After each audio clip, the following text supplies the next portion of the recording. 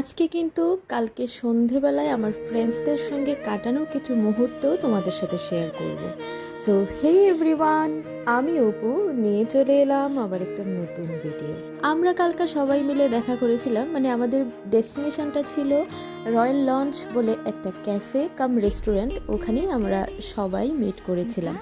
জানো তো, কালকে যেহেতু আমি পার্লারে ছিলাম, তো ওখান থেকে এসে আমার রেডি হয়ে বেরোতে কিন্তু আমার খানিকটা দেরি হয়ে গেছিলো, যার জন্য ওরা খুব ক্ষেপেছিল।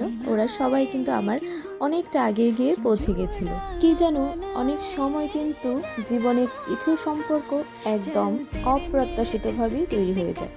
যেমন আমাদের এই বন্ধুত্বটা, প্রথমে আমরা একে অপরকে চিনতাম শুধু আমাদের হাজবেন্ডের মাধ্যমে। ওরা তো ছিল বন্ধু আর আমরা কিন্তু ছিলাম শুধুই পরিচিত। কিন্তু ধীরে ধীরে বুঝলাম শুধু ওদের বন্ধুত্বই নয়, কিন্তু আমাদের মধ্যেও একটা আলাদা সম্পর্ক তৈরি হয়ে গেছে।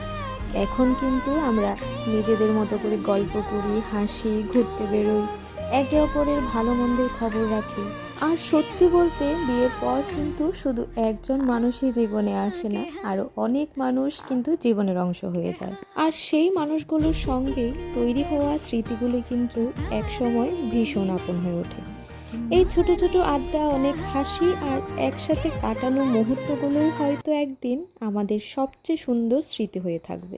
তো চলো, আজকের এই ভিডিওটা আমি এখানেই শেষ করছি। দেখা হচ্ছে আবার পরের ভিডিওতে। টাটা।